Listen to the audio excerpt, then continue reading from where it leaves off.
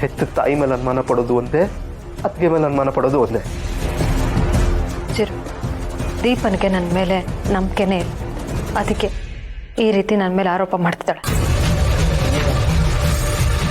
ಅವಳ ಅನುಮಾನ ಹೋಗ್ಬೇಕು ಅಂದ್ರೆ ಅವಳ ಮುಂದೆನೆ ನಾನು ಇದನ್ನ ತಿದ್ದೋರು. ಅದಕ್ಕೆ ಬೇಡ ಬಿಡಿ ಅದನ್ನ. ಇಲ್ಲ ಚಿರು, ಇಷ್ಟು ವರ್ಷ ನಾನು ಈ ಮನೇಲಿದ್ದೀನಿ, ಯಾರು ನನ್ನ ಮೇಲೆ ಈ ತರ ಅನುಮಾನ ಪಟ್ಟಿಲ್ಲ, ಈ ತರ ಆರೋಪಗಳನ್ನ ಹೊರಿಸಿಲ್ಲ. ನಾನು ಈ ಮನೆಗೋಸ್ಕರ ಅಂತಾನೆ, ಈ ಮನೆಯವ್ರಿಗೋಸ್ಕರ, ನಿನಗೋಸ್ಕರ ಅಂತಾನೆ ಬದುಕ್ತಿರೋ ಜೀವ. ನಿನ್ ಜೀವ ತೆಗೆಯೋ ಕೆಲಸ ನಾನ್ ಮಾಡ್ತೀನ ಚಿರು. ಇದು ಇವತ್ತು ದೀಪನ್ಗೂ ಅರ್ಥ ಆಗ್ಬೇಕು. ನಾನು ಅವಳ ಮುಂದೆ ನಿಂತಿದ್ದೀನಿ.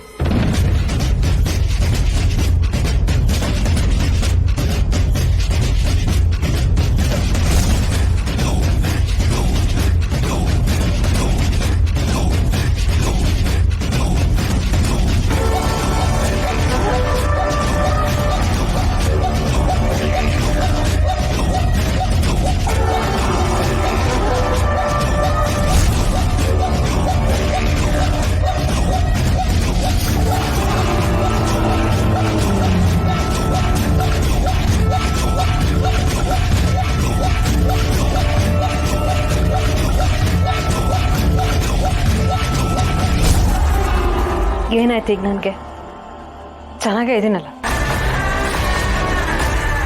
ನಾನು ನನ್ನ ಮಗನಿಗೆ ಆ ಥರ ಮಾಡ್ತೀನಿ ಅಂತ ಅದು ಹೇಗೆ ಅನ್ಕೊಂಡೆ ದೀಪ?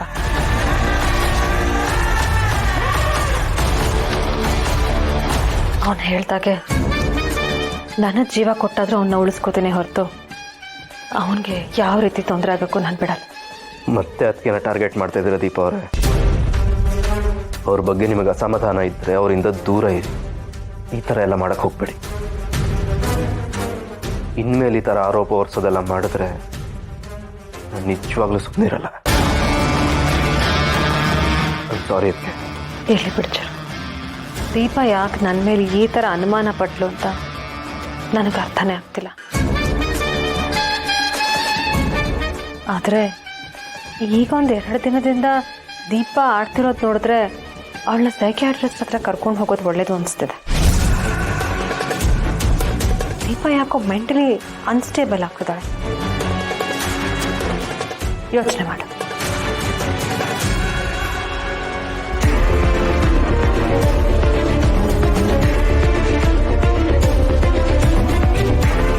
ಈಗ ಸಮಾಧಾನ ಆಯ್ತಾ ನಿಮಗೆ?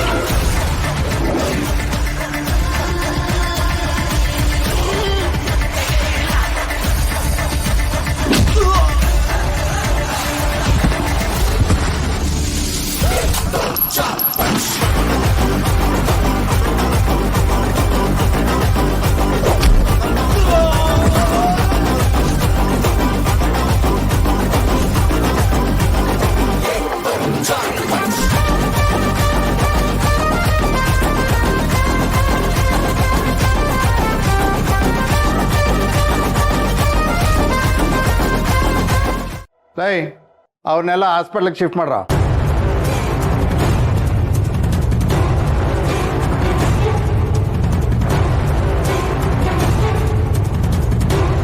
ವಾಟ್ ಮಿಸ್ಟರ್ ನಾಗರಾಜ್, ಹೇಗಿತ್ತು ಫೈಟು?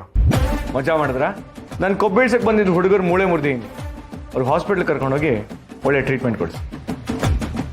ನೀವು ಎಷ್ಟೆಲ್ಲ ಹಾರಾಡಿದ್ರು ನಿಮ್ಮಿಂದ ಆಗ್ಲಿಲ್ಲ. ನರಸಿಂಹ, ಏನ್ ಮಾಡ್ತಿದ್ಯಾ? ಬುದ್ಧಿ ಇದ್ಯಾ ಇಲ್ವಾ ನಿನ್ಗೆ? ಪೊಲೀಸ್ ಎಕ್ಸಾಮ್ ಬರೆಯೋದಕ್ಕೆ NOC ನ ಕಲೆಕ್ಟ್ ಮಾಡ್ಕೊಂಡ್ ಬಾ ಅಂತ ಹೇಳಿ ಕಳ್ಸಿದ್ರೆ ಇಲ್ಲಿ ಬಂದು ಪೊರ್ಕಿಗಳ ತರ ಫೈಟ್ ಮಾಡ್ತಿದ್ಯಲ್ಲ. ಪೊಲೀಸ್ ಎಕ್ಸಾಮ್ ಬರೆಯೋದಕ್ಕೆ ಈ ತರ ಎಲ್ಲ ರಿಮಾರ್ಕ್ ಇರಬಾರ್ದು ಅಂತ ಗೊತ್ತಿಲ್ವಾ ನಿನ್ಗೆ? ಇದಕ್ಕೆಲ್ಲ ನಿಮ್ಮ ಅಪ್ಪನೇ ಕಾರಣ. ನನ್ನ ಮೇಲೆ ಅಟ್ಯಾಕ್ ಮಾಡಿಸಿದ್ದು ನಿಮ್ಮ ಅಪ್ಪನೇ. ವಾಟ್?